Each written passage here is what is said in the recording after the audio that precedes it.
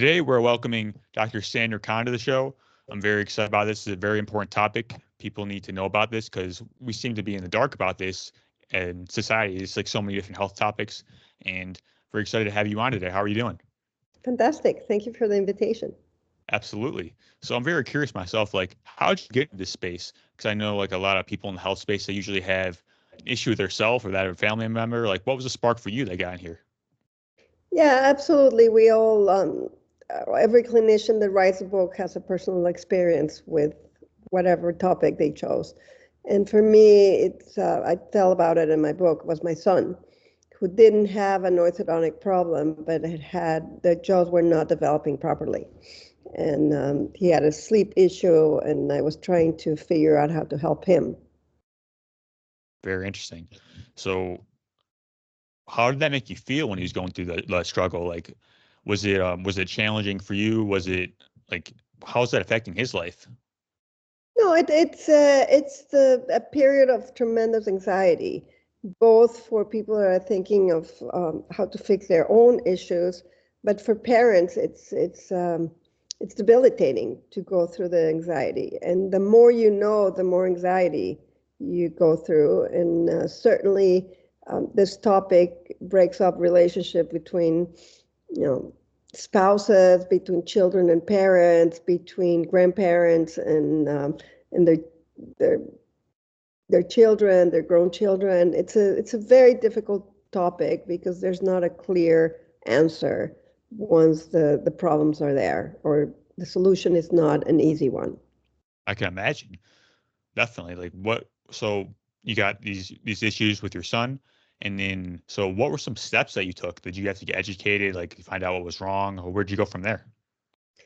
Well, my poor son was my guinea pig. He had one of everything, of anything that you can that's available, from having expanders early on to using, bite guard devices that actually make the problem worse, to therapies from, speech therapy to osteopathy to myofunctional therapy to all these therapies that really did not help him at all. And it just burned him out to the possibility of him being successful, changing.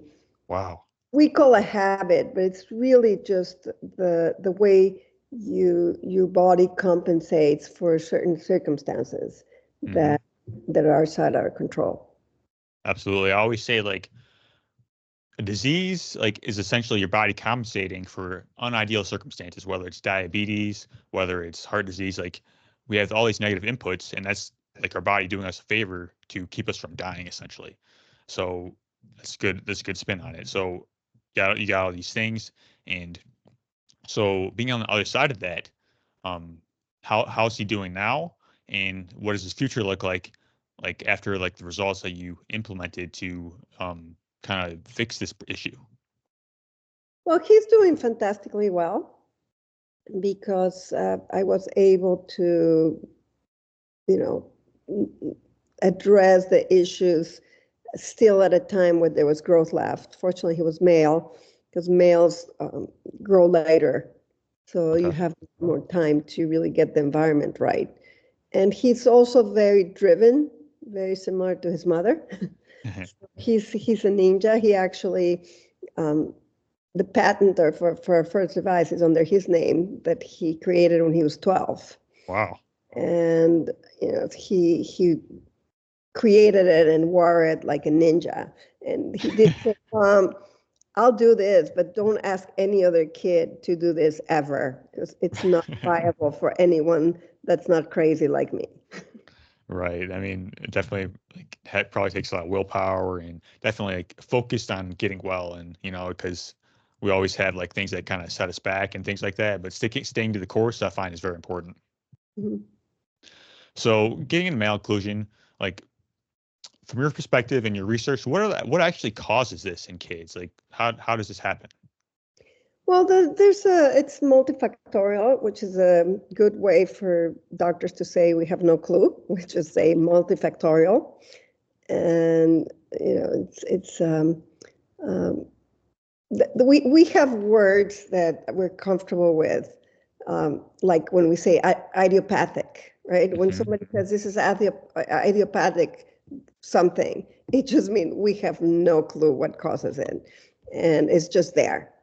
And a lot of things we just label that way because we can't really tell exactly where the problem originated and how to have it from taking place.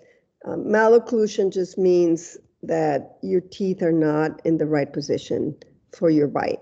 If we look in our research, we've looked at remains of humans that were here 200 years ago or more, and we've looked at remains of from 1,000 years ago, from hundreds of thousands of years ago, and the farther we go, even before industrialization, but if we look at anything pre-agriculture, we can see that the 32 teeth that we're supposed to have were in its own place, and we even had extra place.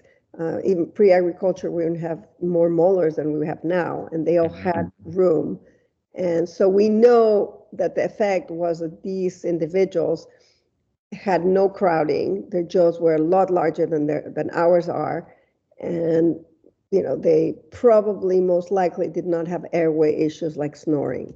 And anthropology can make assumptions well for what kind of diseases were there. We know that infections cannot happen when you have groups that are less than a certain number of individuals. Then infections don't really take over. So we know things that were probably not there. What we don't know is what was there.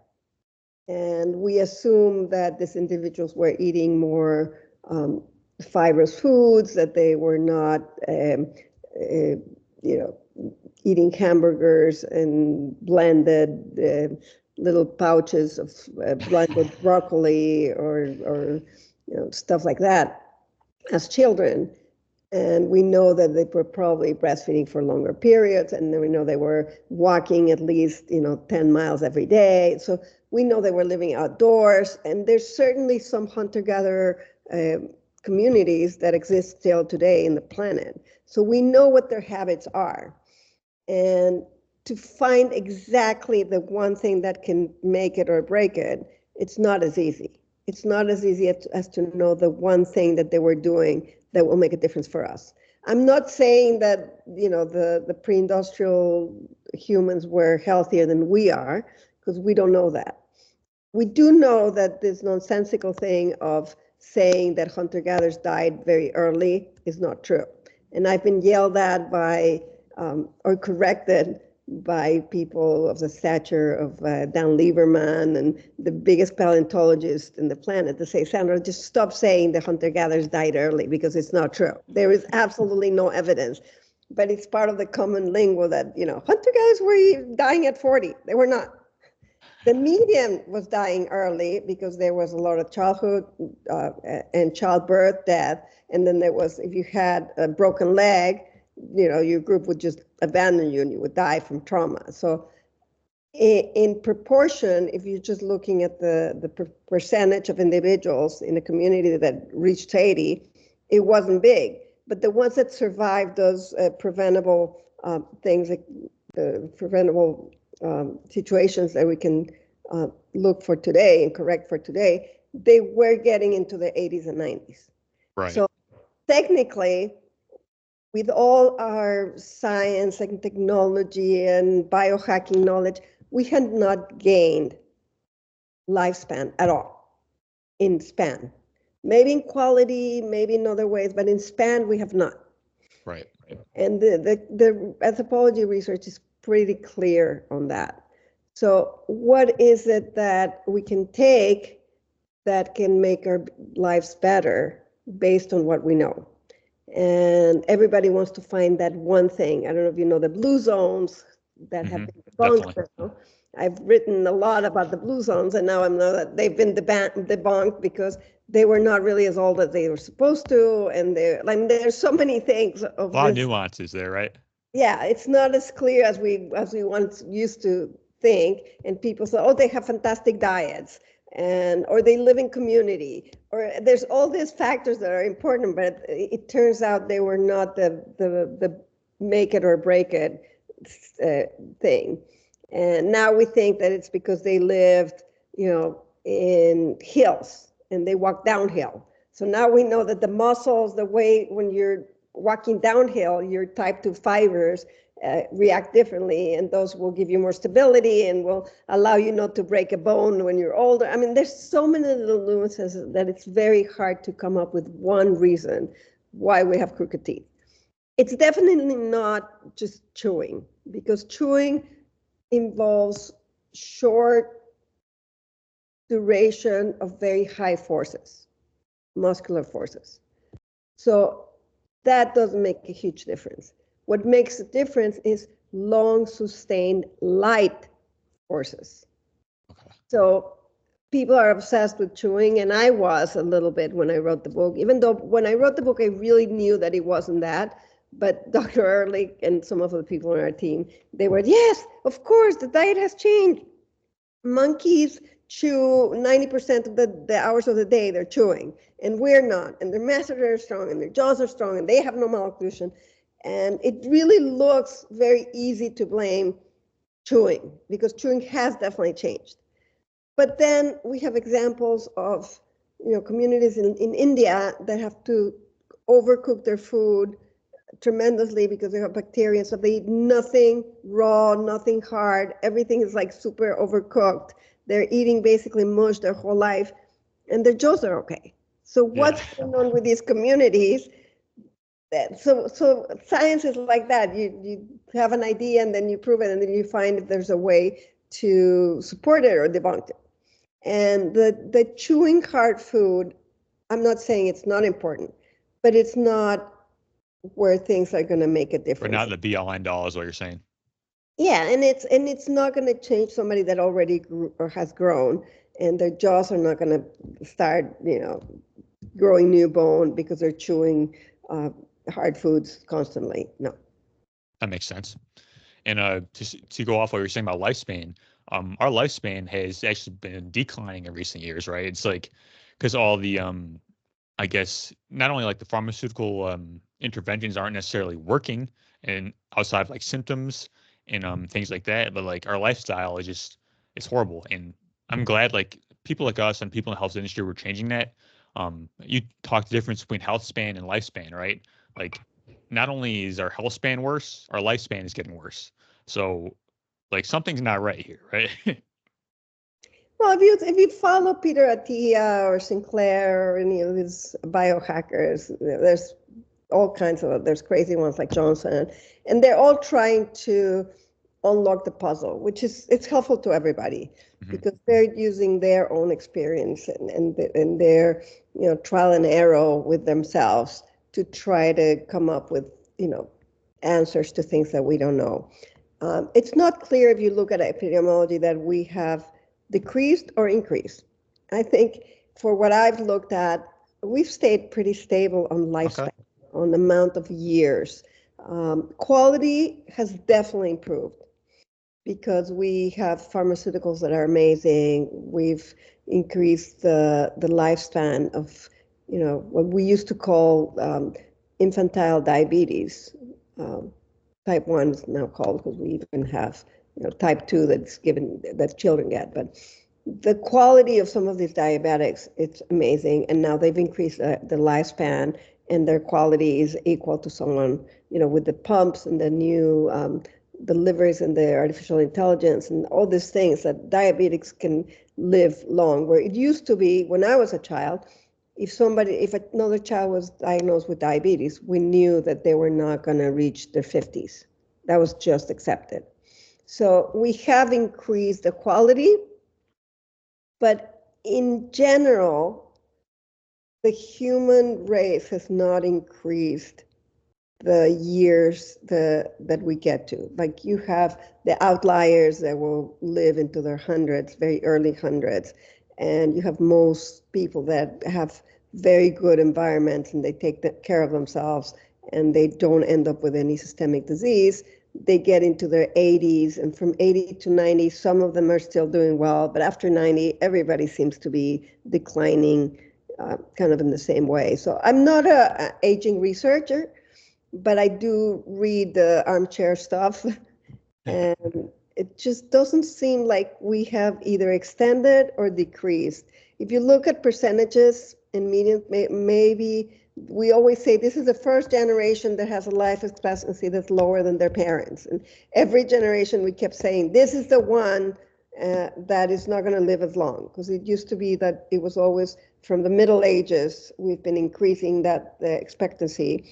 And, we have better drugs, better lifestyles, very, gentler, breakage of our bodies, but on the other hand, we are not really, if all the conditions are the same, we are not living longer. You don't have a 150-year-old person living a high quality life today. And we say the 200-year-old child, the person is already a child being born. It's already in the planet, and he's going to thrive at 200. And with every generation, we say that. And maybe we're there already. Maybe some of these kids running around, they're going to be maybe. But up to now, we have not cracked the potential the cells have to just turn themselves off. For sure, yeah. So another thing I want to touch on real quick, to my understanding, breastfeeding is very important in terms of the jaw development and prevention of malocclusion. Do you have any insights on that? Well, everything in anatomy is used to lose it in physiology and anatomy. So if we use our muscles and our functions are the way they're supposed to be, we are going to thrive. We are designed to be breastfeeding our children. We're mammals. How long and under what conditions is also questionable. Anytime you do something artificial, you may improve on some things, but you're going to decrease on other things. So I don't have a specific recommendation for breastfeeding. I breastfed my daughter till she was 3 because it was convenient for me. But I also complemented with, pumping and bottle feeding, which I think is a mistake now. But lifestyle-wise, I was always working, so I couldn't be home breastfeeding my daughter for 3 years. And Right. it doesn't make sense to ask any woman today to do that. So can you bottle feed and still develop great jaws? Yes, you can. The critical point for me, and I know I didn't answer your question about what causes malocclusion, but the critical point, which is still an opinion that I think is where, in Spanish we say, donde la puerca tuerce el rabo. That means like where the pig's tail actually turns. Right. And that is, for me, it's weaning. It's how you first introduce solid foods. Okay. And there's enough just anecdotal evidence to show that the way the first chewing starts and those critical months and maybe a year where we're going through what we call the Great Leap Forward. Jared Damon wrote The Great Leap Forward, which is when your larynx descends and then you start speech and teeth and weaning. And there's so many neurological things happening during those months. And if you don't create any obstacles to normal development during that time, then I think jaws will develop. It's anecdotal and it hasn't been proven, and it's probably not something that will be able to be proven. I don't think the evidence will be there because you can't have these control studies for so many years controlling like everything a child does and what they do and how they eat. And it goes all the way from like how you sit at the table. When do you ask a child to sit at the table in their own chair? And how do you feed them? If you use utensils, if you don't. And also the most critical part of all, which is out of anybody's ability to mitigate, is the quality of the air they're with breathing. Oh, really? So the quality of the air has changed, and I'm not talking of microplastics and pollution. I'm just talking about the amount of particles that are floating in the air today. It's completely different than what was floating in the air, 50 years ago. Right. Not because of the super light materials like the European that you use for touch screens. And this is the research that we're doing for our new book, Nose. It's all about what the nose is being bombarded with. It's totally different from 50 years ago. So the nose's job is to manage the air and filter it, humidify it, control the temperature, and condition with nitric oxide. The nose has this job, and it needs to slow down the air and filter it. And when there's too much to be filtered, the nose gets overwhelmed. So the mouth is plan B. So the mouth has to come in and help with that volume if the nose is not providing it. So this is the one thing that I think is causing the problem with the jaws.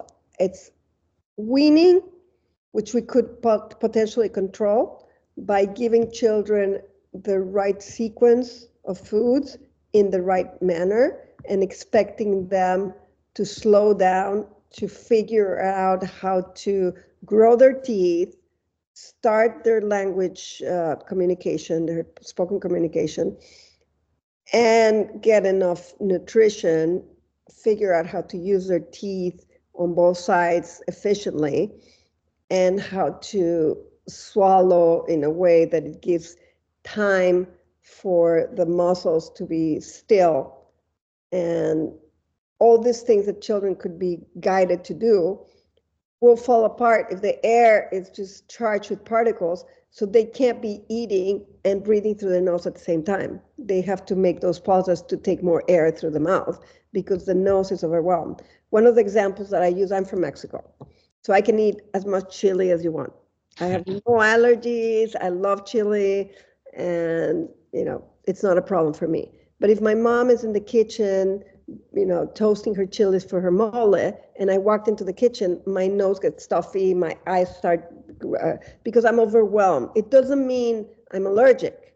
It means there's too many, and my nose cannot filter as many particles as there are in her kitchen. Very interesting.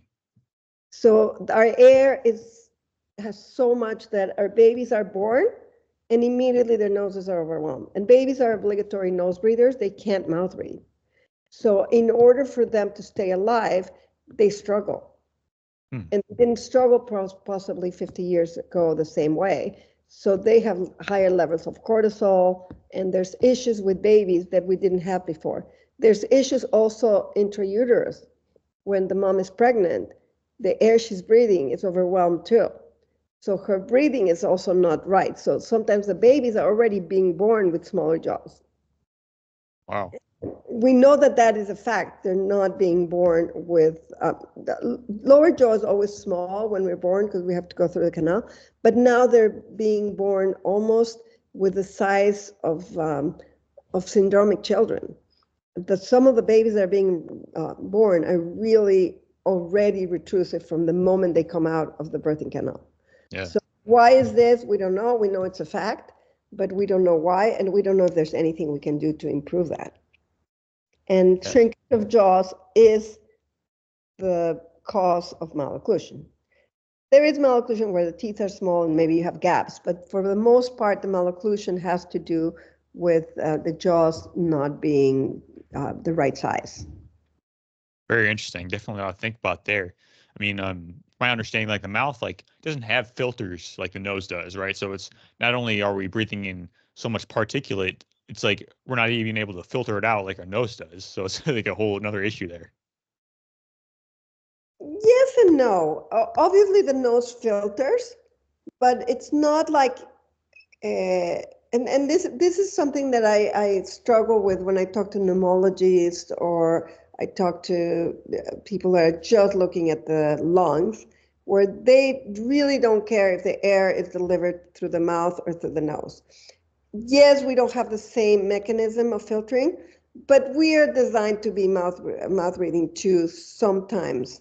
Right. And that's not necessarily bad for our lungs. It just means it has to be filtered with other systems, adenoids, tonsils. There's all kinds of other filters. So it's not as clear as, air through the mouth is bad, air through the nose is good. Not necessarily. It just means air through the mouth is going to tax your system more. Right. I get frustrated because people don't talk about mouth breathing as being normal and good, and it is. And everything is as good. If you tell me that your hands are not good for running, okay, they're not designed to run. They're designed for something else. So the mouth is designed to deliver high volume and speed.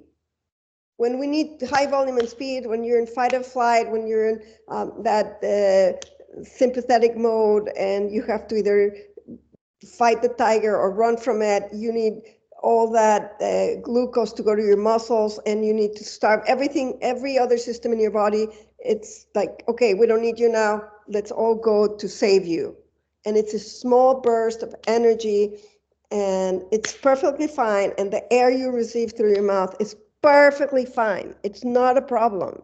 And it gets to your lungs. It creates ATP just like nasal breathing does. The problem is if you continuously stay on that mode, that will tax your body, your brain, your cells, and it will leave you vulnerable to disease. That's why we don't want to mouth breathe when we're doing nothing. We want to mouth breathe when we need it, and when we don't need it, we want to turn it off.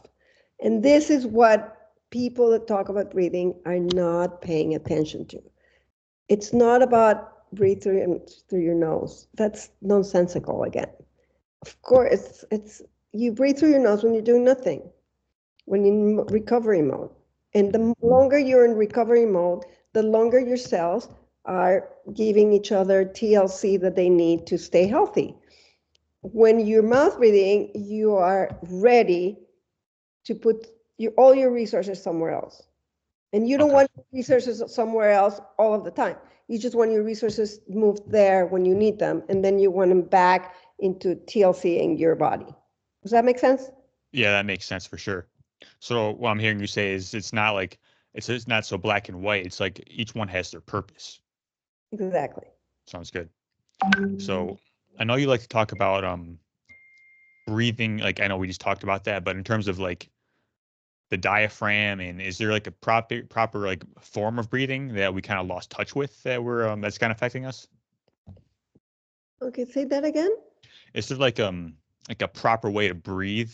Because I know we just talked about it a little bit, but in terms of like the diaphragm, is there something that we're missing? Like, are we breathing properly generally in society or no? Look, tell me what your purpose is, what the function that you're trying to get done, and then I'll tell you how to breathe. But there's not like an answer of breathe this way or that way. It depends what you're breathing for. Huh. That's very interesting. Yeah, if you want to breathe for recovery, and in our book, I don't know if your audience is familiar with our book, Breathe 4.0, which is it's a tremendous resource. We have a whole chapter on functions, and we have a chapter on sports. And in our chapter on sports, we have a chart where we give recommendations for performing a specific sport, regardless. Specifically, if it's a endurance, a long endurance sport like biking, and the different stages of that endurance. So if you're at the beginning of a race, you're just in maintenance mode, or if you're closing the end of the race where you want that, that extra, performance, or if you're a swimmer, you're going to mouth breathe, and that's perfectly fine. So you have recommendations for the performance of the sport, for the recovery mode. What do you do when you get out of the pool to recover faster? Or if you're a tennis player, what do you do when you're waiting for points?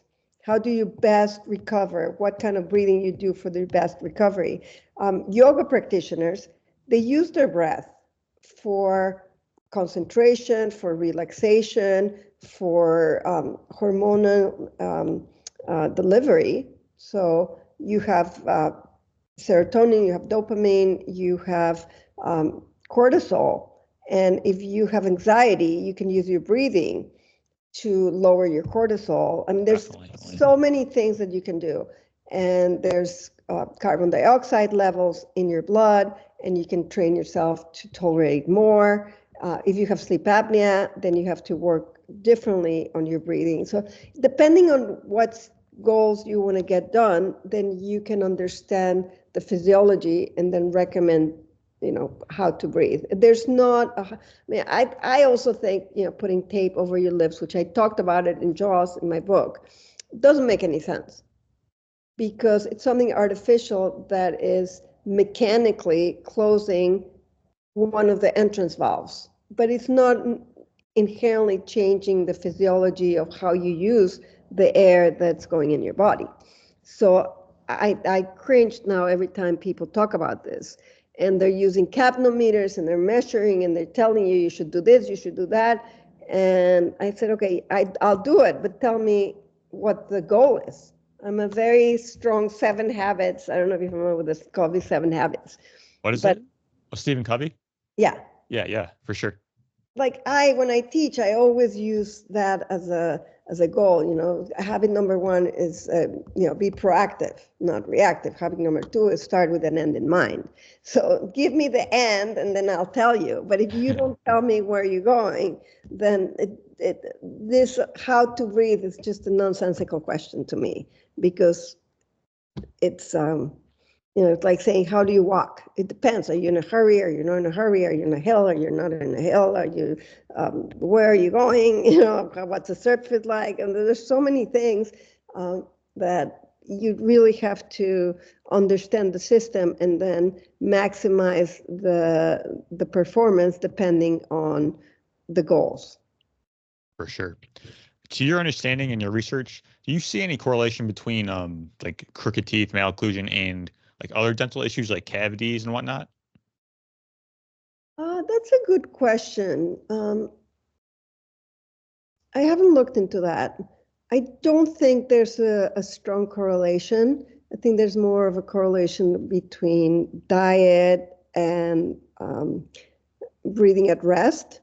So saliva is a tissue that protects the mouth, and if it's changes its acidity with more processed foods and sugars, or if it's dried out because the mouth is kept open, I think there's a higher incidence of decay and gum disease more than the malocclusion itself.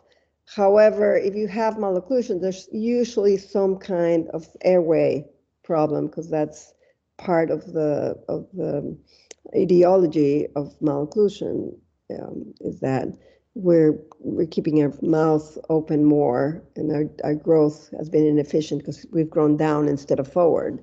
So there's things that are components. Are there the cause of something or just associated with that situation? We don't know. But I have patients, and there's individuals that have malocclusion and crowding and no decay or gum disease their whole life. And there's other people that have perfect teeth and they still have high indexes of decay or gum disease. So I don't think there's a huge, there hasn't been any research that I know that really has been definitive on that topic. That makes sense. From a nutritional perspective, is there anything that you recommend for this in terms of malocclusion or just healthy teeth in general, or jaw structure as well? Because I know you mentioned hard foods. Look, it's important to use every part of our body. Like I said at the beginning, the physiology rule is use it or lose it, right? So if you're not chewing food, consistent food, then your bones are not going to develop, your muscles are not going to be, efficient. So we have to have, good chewing on both sides. We have to have a bite that's comfortable, and we have to have the ideal recovery time with our teeth. We think in light contact and without any tension in our muscles. So there's way that we can look at people that have healthy jaws and teeth, and we can suggest stuff like that. Definitely non-processed foods are metabolized better by our body. We need fiber, we need chewing. When we are chewing, and the act of chewing itself creates secretions of saliva that help start digestion in the mouth. So we have amylase, we have different enzymes that come out with your saliva. So if we're chewing slowly on both sides and we're keeping the bolus, we're not swallowing things that are poorly processed inside the mouth, the whole process is going to be better where we won't gain as much weight, and we'll utilize the nutrients much better if we start processing thoroughly in the mouth. And then we make a pause, and then our swallow is efficient and it's correct. And we have a program called GoPEX where we teach children to slow down. So for us, it's more important the amount of whatever we're eating, and the timing is more important almost than the characteristics of the food. Obviously, we're not going to feed someone, super processed foods and expect them to be healthy. Right. But we can have a variety of foods, and we can chew. Even smoothies and things that are completely soft can be chewed. So we can chew, even soft foods. Like I was telling you, there's communities that have very, very soft diets and they have okay jaws, but they're not eating huge amounts of food. The amount, I think, makes it different because we're engulfing a lot of calories without processing them in the mouth. If we have food that's not very fibrous or very hard, but we have little of it, sometimes we will chew it longer to enjoy it, because as my mom used to say, she would say, Sandra, you don't have taste buds in your stomach. Right. Food in your mouth. Yeah. If you have tons of food, why would you spend a lot of time with the food in your mouth? You just go to the next bite. And kids definitely, like, they're eating all the time without being mindful about their eating. So we teach them to do 2 minutes of mindful chewing in the GoPEX program, where they have to chew on both sides, and then they have to make a pause, and then they have to swallow, and then they have to make another pause after the swallow, and recognize the negative suction. Negative suction inside your mouth is very useful. And that's what we teach now. It's very important to recognize the suction inside your mouth at rest. Because you can do it now. You put your teeth together and then you swallow. You'll recognize there's suction. And that suction will keep your mouth closed without any conscious effort or expensive energy. So if when you go to sleep, your mouth goes into suction, the soft palate, the tongue, everything will be consolidated through suction away from your airway, and your nose will work more efficiently. So learning to do the suction as you swallow every day, a couple times a day, just recognize it and then hold it. And our devices that we have at Forwardonics, they help us. They give you feedback to see if the suction is right. And it's also light suction, so you can also measure it. If you have a number, you can actually improve the situation. So we have a number, and the number has been available to us since 1873. It's in the book. Wow. That's when it first was published, and it's been validated throughout the decades. So we know the number is solid.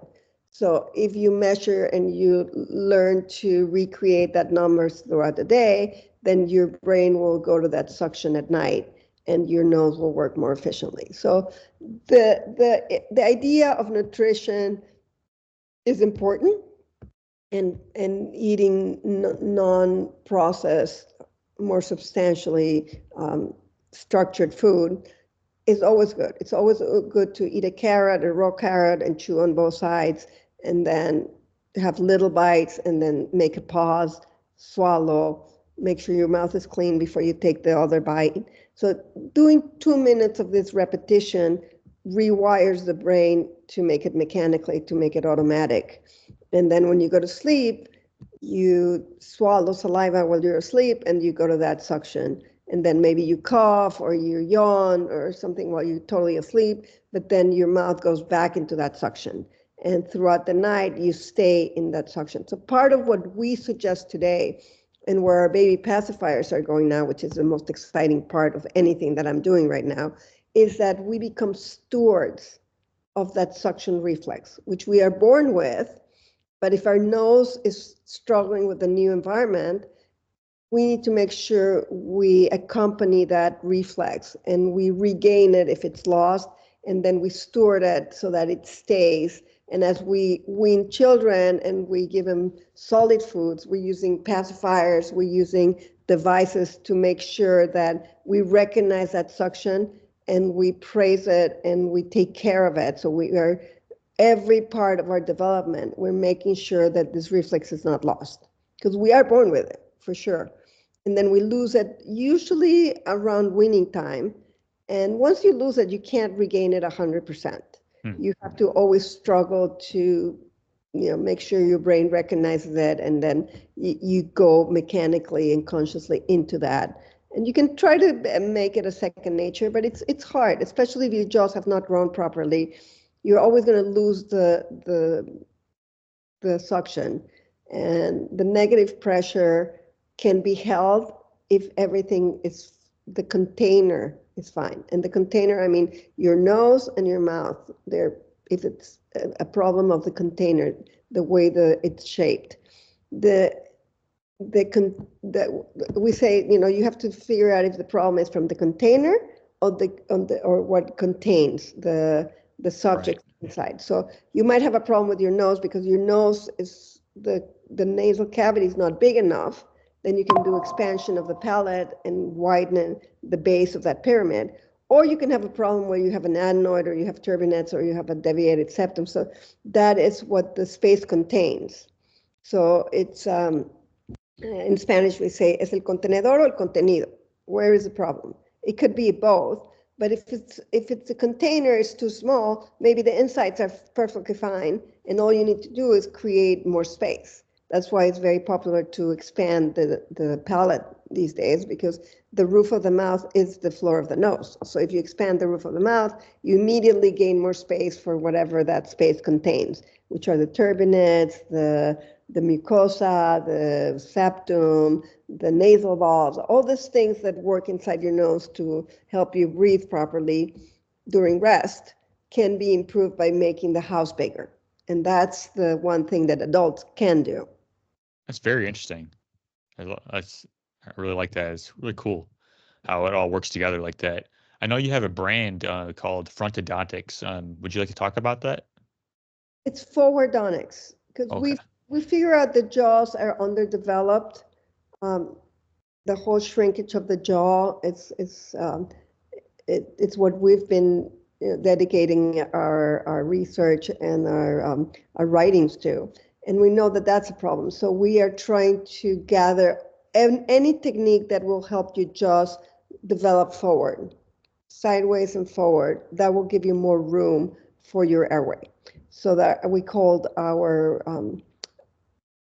project is called Forwardonics, like forward in front, Dontics, because I'm an orthodontist. So we have Forwardonics, and we start now from conception.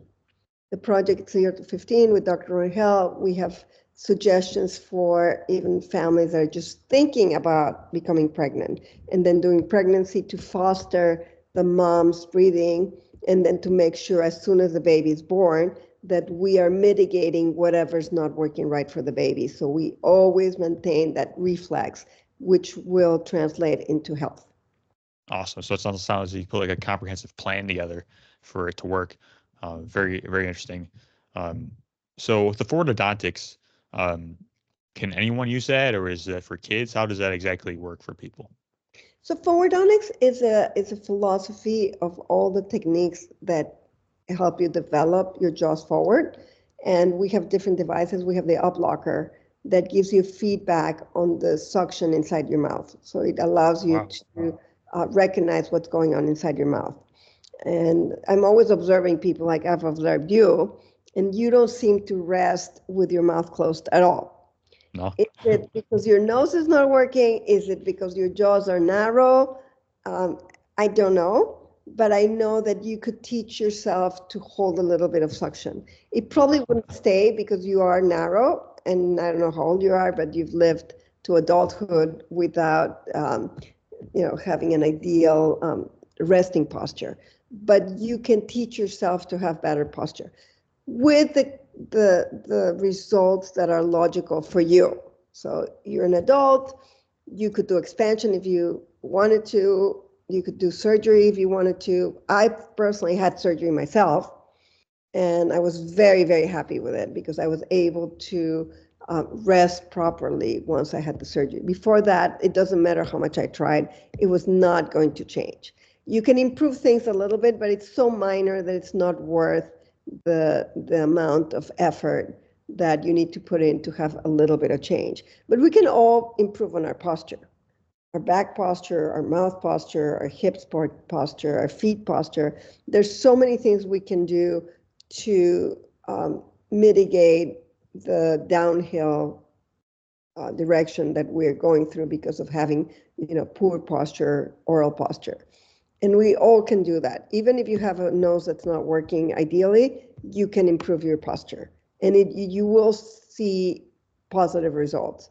You just have to be realistic about what goals you want, like the 7 habits, right? You have to start with your ending. If you really want an aesthetic change, you might get to look a little bit better, but it's not going to be significant.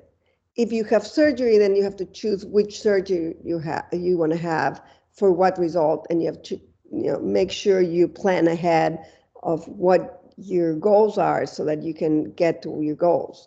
And you have to also accept that some things are not going to be perfect. After 5 years old, then we're not going to be perfect.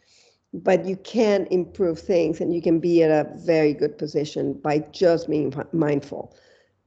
All that said, mouth breathing or nose breathing is not a choice. It's not that people are not nose breathing at rest because they're lazy or nobody told them to breathe through their nose. It's because your body needs that volume of air and your nose is not able to deliver it. The other thing is you can also have a mouth open with your lips closed. For the mouth to be closed completely, you have to have that suction. If you have your lips closed but you don't have suction, your mouth is technically open. Awesome. So I think it's really cool how we can like transform our posture, like just like you mentioned like hips, knees, and all that. Like that can, because everything is interconnected and it's all really important to work on. So yeah, I really enjoyed this interview. We talked a lot of cool things. We talked about anthropology. We talked about like jaw structure, nutrition, breathing. A lot of interesting things in there for people to take away from. Is there anything else you would like to add? I think this has been a very complete interview. I commend you on your questions because we've actually gone into a deeper place than I have in other interviews. And I think you had a lot of patience with just asking something general and then following up on something that had more of a global response rather than trying to get bits of different questions and quick answers. It was a very good interview. Thank you. Appreciate that. I really enjoyed it. So if people would like to learn more about you and your work, where can they go? Forwardonics.com, our website. Okay. Yeah, I'll definitely be sure to put that in the show notes. Dr. Kahn, thank you for coming on and sharing all your insights with us. It's been my pleasure. All right. I'll see you. All right. Have a nice weekend.